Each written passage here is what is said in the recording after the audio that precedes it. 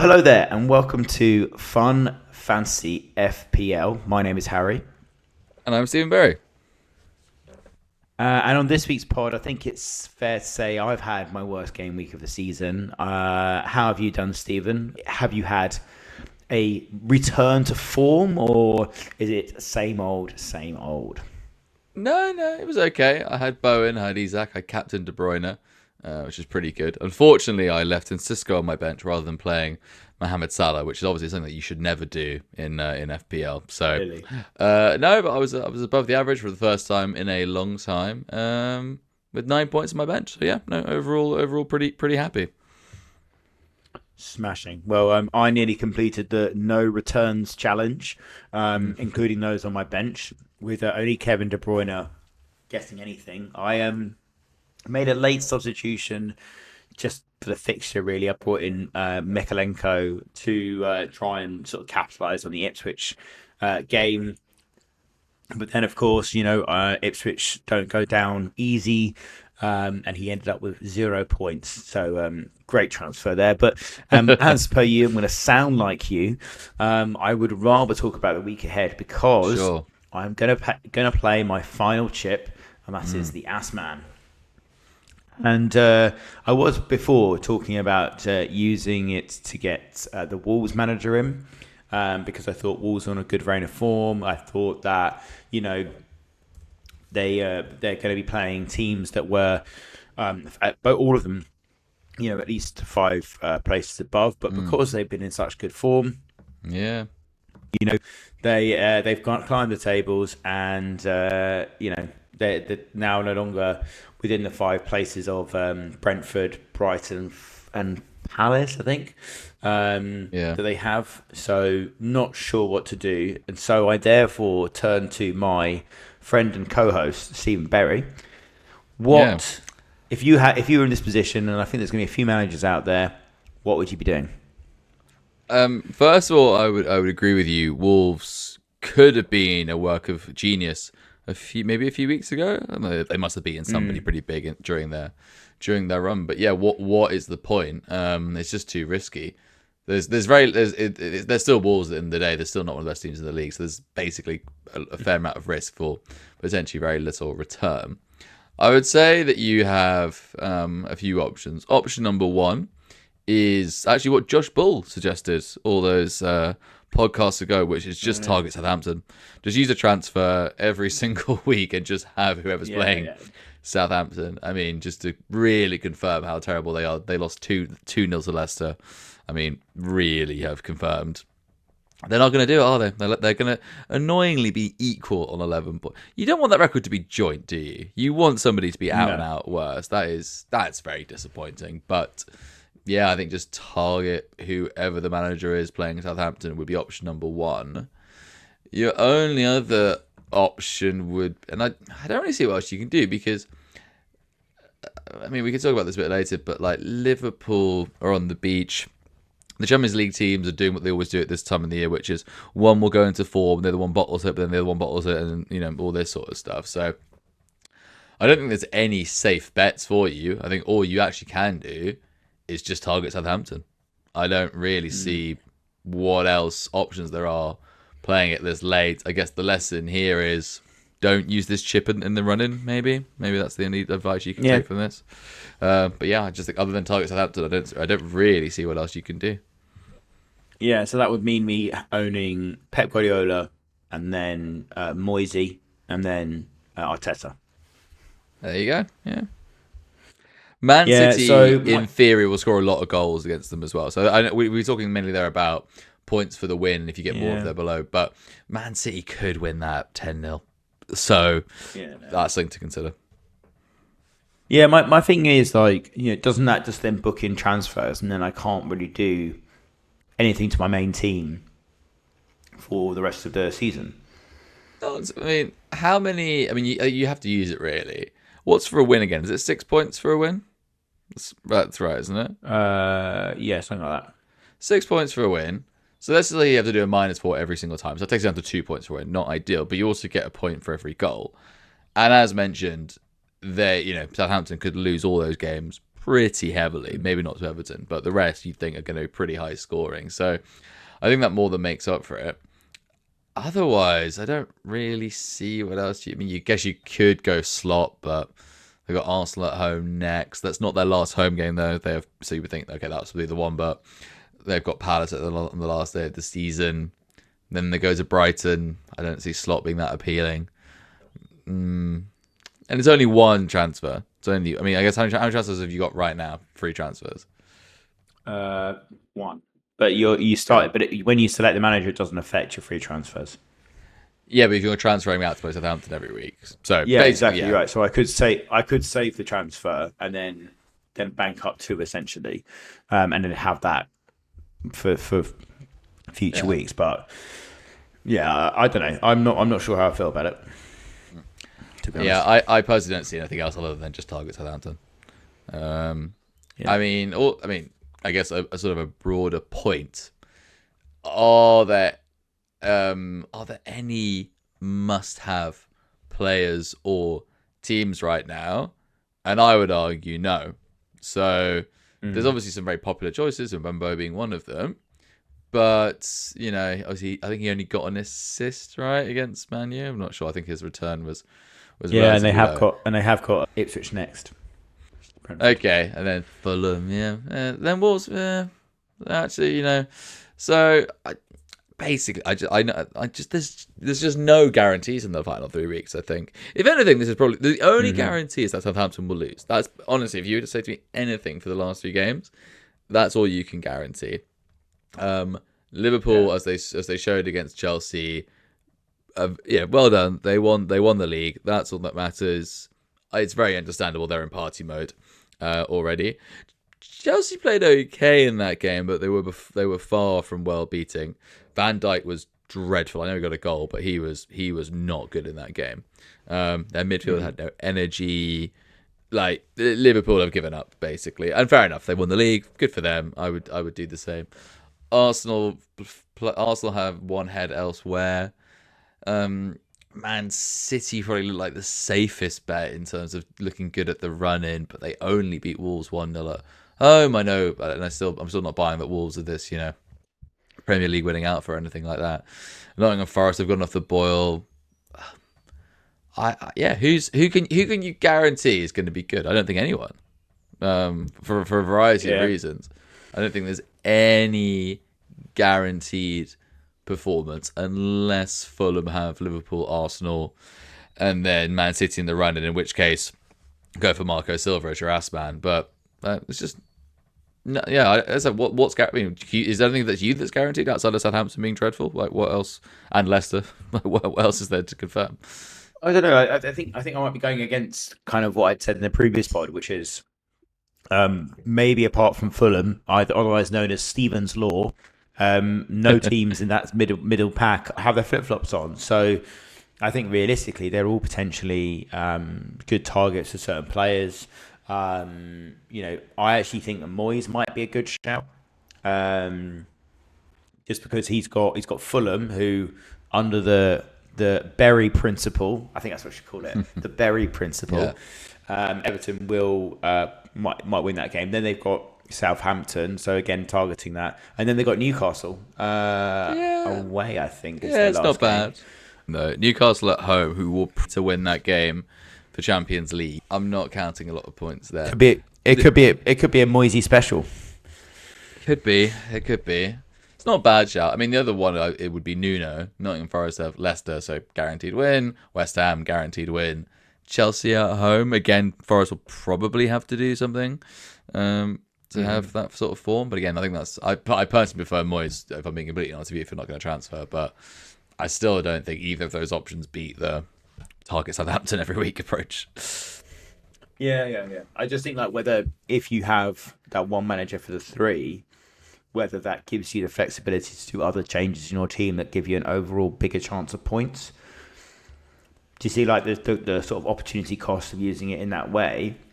Yeah, you could get, I mean, what do you reckon the maximum you could get, like 10 points a game? That's 30 points over game week. So, but then if you brought in a player and he got, a 15-point haul and you'd captained him, like, you're in the same position. So that's my logic. Yeah, but again, yeah, but I mean, let's look at. I mean, this game week wasn't the best, but Charlotte got 14 points as game week, and then a few others got 10s and 11s. Like, again, is anyone going to get like a huge, like who do you think? Okay, who do you think is going to haul?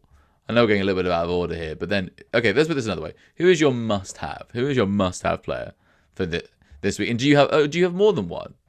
Again, I just don't see any players in the run-in. I think are complete must-haves based on fixtures and Yeah. the sandiness of the Premier League right now being all over. I just don't see it.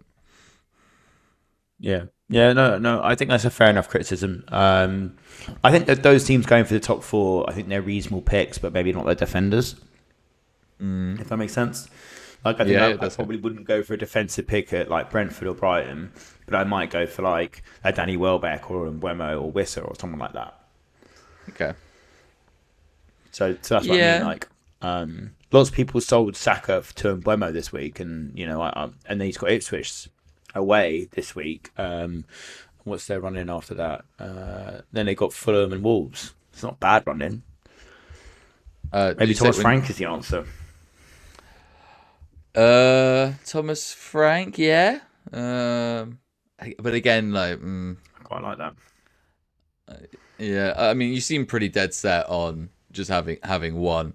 I think Moyes makes more sense than Thomas Frank, to be honest with you. But I think you're probably right. If you're gonna have only gonna have one Moyes, but I would recommend another approach. But I think we've covered that now. Yeah, just Southampton are terrible, and Yeah, we should go for them. But okay, cool, yeah. interesting.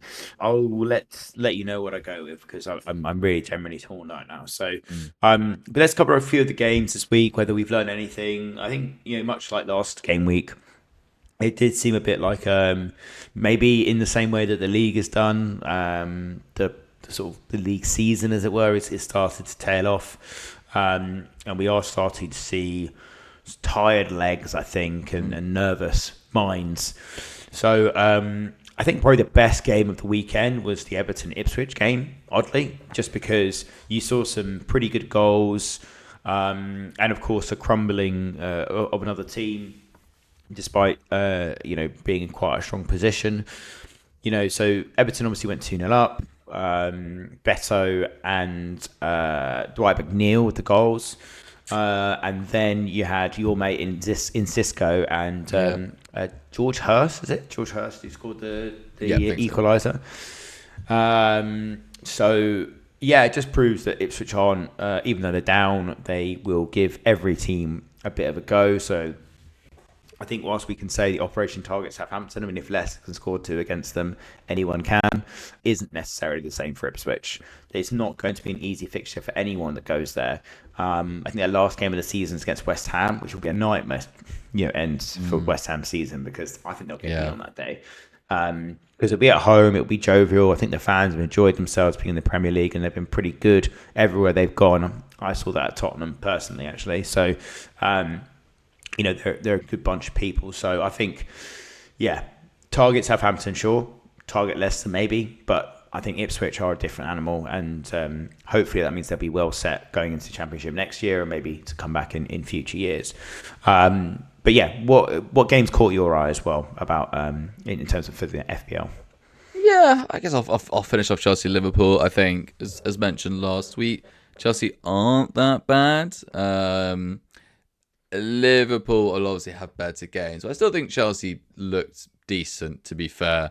They seem to be a bit more comfortable in their system now. And they seem to be getting a consistent team out every week as well. Which is annoying for me because Reece James isn't in that team. But their starting 11 now looks pretty locked in.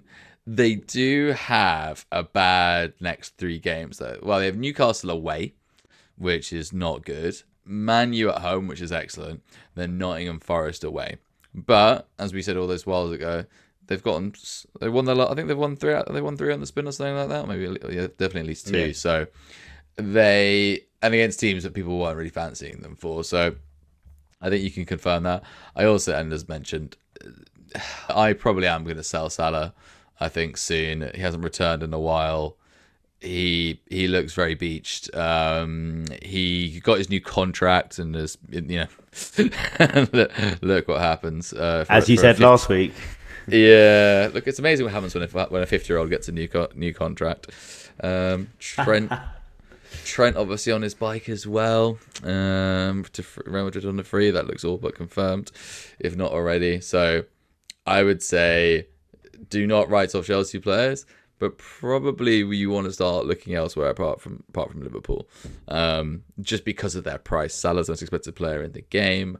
I've got Robertson at the back; he's very expensive. Virgil van Dijk is 6.7. They obviously justified their price most of the season. They don't anymore. And again, understandable. Yeah, and so who would you go to if you were selling Salah?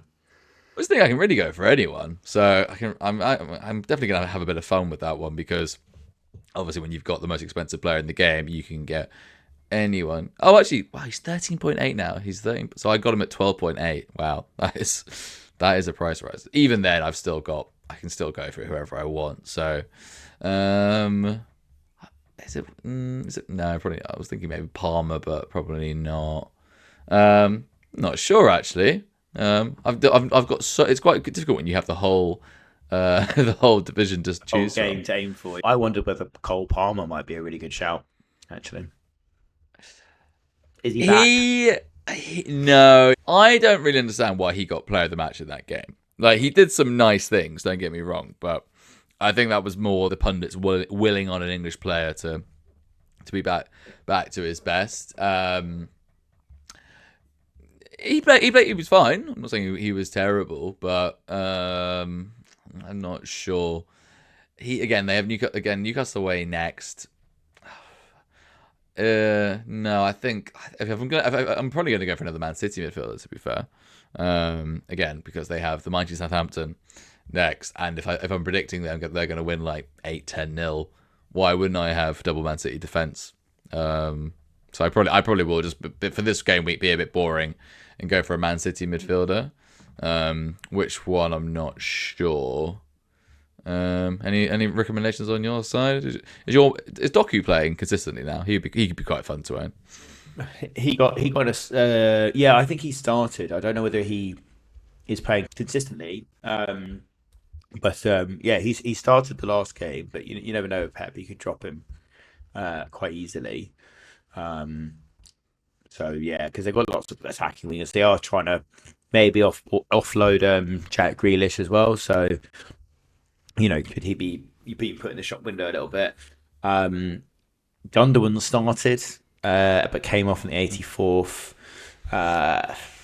Yeah, it's hard to see where you could go. I mean, if you want to be really rogue, you could go for Kovacic. Someone like that. Or maybe Nico Riley. I'll spin the Pep roulette wheel and see what comes up. I do sort of like, what you could see him starting that game, couldn't you? You could, couldn't you? I'll have a thing, but yeah, I'll probably go for Doku, to be honest with you. But I'll have a look at some of their starting players and see if I can try to get inside Pep's head and work out who he's going to start that week. I don't think anyone can get inside his head, but good luck with that. Yeah. Cool. So, are there any of the games that you are looking forward to if the game's just gone not quite, set our world alight? I mean, I think Spurs Crystal Palace will be a good game because I think Palace will go for it. Spurs are crap, so they'll do really well. Arsenal Liverpool, that'll be a good game, just purely to watch Arsenal. Yeah, it'll be a good game because Arsenal have to give them a guard of honour. I just can't wait for the bloody goons at Arsenal Fan TV to start going on about how guard of honours are absolute nonsense. So, guard of honour away from home. I thought it was just at home you had to do it. No, I would imagine it's wherever you are. I thought it was something that you the team that's visiting you have to do it for. I could be wrong. We'll find out, but I think it's something that you have to do if they visit you at home. Yeah, but I mean, I think it would be a bit. It would be a bit sus if they did that way. If they were, it would look petty, wouldn't it? It's just tradition, Barry. We are powerless to stop that. Arsenal fans already rattled by that game. But yeah, look, I think the game's obviously starting at 3 o'clock. Gives people a bit extra time on that weekend to plan it. But yeah, whilst we're talking about that, Stephen, do you have your bankers, middle and rogue? And what I want, instead of you giving me a player, give me a manager. Okay, and I will not do Southampton. The big team's playing Southampton every week. You can do if you want to. No. I think that's pretty clear. For a set and forget, as I should really say, like for a manager you would hold for the 3 weeks. I've talked myself into Nuno. Leicester are really bad. Nottingham Forest are in a bit of a bad run, but it's a Midlands derby. I think they'll be a bit better for that. West Ham just get worse every week, somehow. Drawing to Spurs in their FA Cup final, man.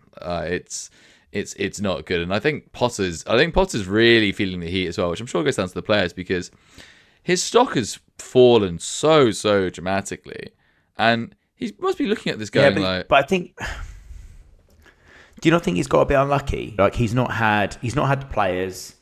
His only striker goes and wraps a car around a tree, and he's had to use Bowen up front there. He's got no flexibility. He's got full Krug. Why is he not using full Krug? Maybe it's just not good enough. I mean, he's seeing them up and close on the training ground. Maybe he's not been a good buy. The whole point of a manager is that you get more out of your team, and if people are saying Locatelli is the worst manager to ever exist, then Potter matching him must equal that. I think you said that. I don't think many other people. No, I've not said that. I've not said that at all. West Ham fans have said that. West Ham fans have said that he was bad. You could actually maybe argue, given what's happened to Wolves. I know Gary O'Neill went a bit bad for a little bit, but at least he got them on a run, got them to top half the table, and now with a very similar squad, they're doing well again. So. Sorry, but they've got Bowen. Wan-Bissaka's looks pretty good. They should not be. What are they, 16th or 17th? And just playing so badly as well. I mean, it's all There's being 17th, and there's there's the way that they've done it. So possibly thinking if I don't do well next season, I'm never getting a good job ever again. And not only that, you can't really see him being a Fireman Sam character, can you? He's probably going I'm going to struggle to get a job in management unless he goes abroad or something, because I can't see him in the Championship or wanting to in the Championship. So he probably knows this is last chance saloon for him, and I'm sure that feeds into the players. And West Ham, we love to mock their transfer policies as well. So. Yeah, so I think West Ham. I mean, are they Southampton light maybe potentially? So yeah, I've talked myself into Nuno as a set and forget. If you just want one transfer, Southampton light, love that. Okay, cool. So yeah, I think that game was pretty awful. Tottenham were pretty. They were cut apart by one pass by Aaron Wan-Bissaka, and then Bakari should be saving it. And then arguably West Ham should have had more goals in that game. So I think it's the same as what we've said before. Target Man United, target Spurs, target West Ham. Very simple. Mm-hmm. Very simple logic. So my banker was actually going to be Arteta. So if you wanted someone just to stick in there, I think, obviously they've got not the greatest run, Liverpool next, but, I think the fact that Liverpool, maybe they're just completely taking their foot off the gas. They will probably try and go for that one. And, they could be out of Europe by that point. So therefore, we fully rested, points to prove. And, let's not be funny, but, they are already 3 points ahead of Manchester City. So it could be another case of finishing third in a 2-horse race, and they will not want that. And then they got Newcastle. Mate, it's worse than that. We're at risk of finishing fifth in a 2-horse race. I'll take third at this point. Plummeting. Exactly. So I think they've got a good chance of winning that Liverpool game, just purely on the fact that Liverpool players, I think, probably will down tools a little bit now. And then they got Newcastle, not a great fixture, but it is at home. So Eddie Howe has Arteta's number very badly, by the way. Like Eddie Howe has just got Arteta's number. Mate, honestly, Yeah. Arteta Assman would be the worst FPL decision. I would honestly, you're much better off doing whoever Southampton's caretaker manager is. Like, honestly, do not go for Arteta. Do not do it. Okay. Well, that was my banker, Stephen. So middling would be someone like a Thomas Frank. So reason being, they've got a pretty reasonable run in, guaranteed goals.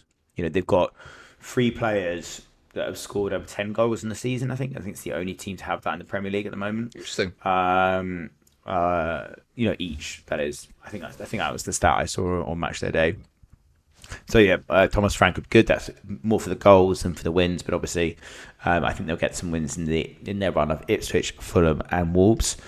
And my rogue shout, Stephen, purely for the risk of it all, is Big Ange.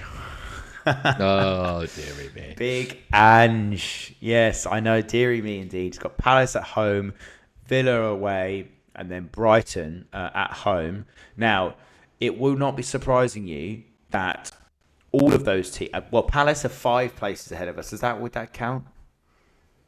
I think so, yeah. I think so. Yeah. All of those teams are ahead of us. Yep. By five places. Right? So you got table bonus. We can definitely score goals.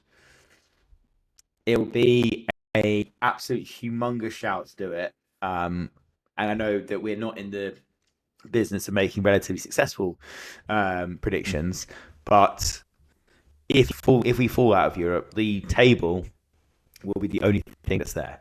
So we will need to finish strong, or he will need to finish strong, or he's gone. Particularly if we're not in Europe anymore. Is your second leg on this Thursday? Yeah, Norway. Okay. Yeah. I mean, The top of I'm Norway. going to say that you will. I'm going to say you will get through in that game. I know you're playing on an artificial pitch, but 3-1, you should be okay. You do have the benefit of that, but like you have got Palace, who obviously, as mentioned before, their players have got their eyes elsewhere. But Spurs have really down tools in Europe. I mean, the difference between Spurs and Manchester United in Europe is absolutely ridiculous. Bilbao are not a bad team. To go there and win 3-0 really does show. But how little both teams care about the Premier League, and I can't see Spurs not getting through. And I think that your league form will just continue as it has been. I think Villa and Brighton, well, maybe not Brighton, but Villa will probably be too strong away from home anyway. It is rogue. I like it. It makes more sense than whoever the caretaker Southampton manager is. But yeah, I can't see Spurs putting their foot down again in the Premier League this season. I just can't see it. No. Nor can I. But if it came through, it'd be one of the bravest shouts in the world. Yeah, look. That's good. Well, I think that concludes everything for this week. Please do give us a like and subscribe wherever you listen to the podcast. My thanks to the fan who created a AI-generated meme of us recording the podcast. Me with cigarettes, even though I've never smoked before. Sure, fine. Thanks to Rita as well for helping us with the editing and publishing and half a dozen other things. But anything else, Stephen, before we sign off for this week? No, I think that's everything. I mean, I know we didn't do any players, but I'm annoyingly have to sort of say this as a confessional. I'm considering Penandes.